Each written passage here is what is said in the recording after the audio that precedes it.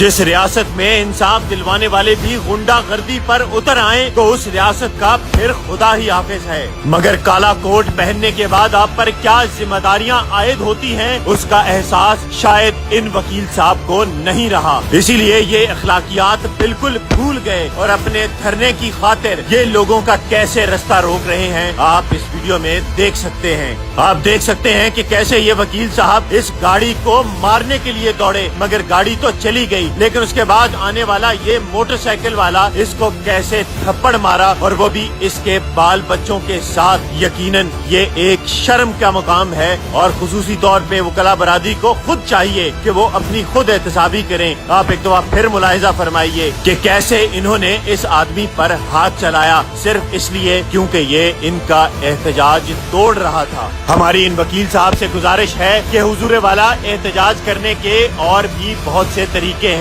लोगों को तकलीफ और अजियत पहुंचा के जो एहतजाज किया जाए उसका फायदा शायद आपको आपके मकासद हासिल करने में तो हो जाए, लेकिन खुदा की मखलूक को इससे नुकसान होगा जिससे यकीनन अल्लाह ताला खुश नहीं होगा। ये बात आपके इल्म में अच्छी तरह है कि पाकिस्तान की अदालतों में इस वक्त तकरीबन 19 लाख से ज्यादा मुकदमात इल्तवा का शिकार हैं। जहां ये मुकदमात जज साहिबान की सुस्तियों की वजह से इल्तवा का शिकार है, वहीं इनके किसी हद तक जिम्मेदार ये वकला हजरात भी हैं जो अपनी चंद 100 और 1000 रुपयों की फीस के लिए मुकदमात को लटका देते हैं, और इतना लटका देते हैं कि एक गरीब अपना सब कुछ बेच बटा कर भी वो मुकदमा न तो जीत सकता है और न ही हार सकता है, बल्कि कई मुकदमात में तो ये सामने देखने में आया कि उसकी नस्लें वो मुकदमा लड़ती रहती हैं और उसका कोई फैसला सामने नहीं आता। हमारी chief justice of Pakistan justice Mian Saqib Nisar से ये दरख्वास्त है कि खुदारा इस मामले का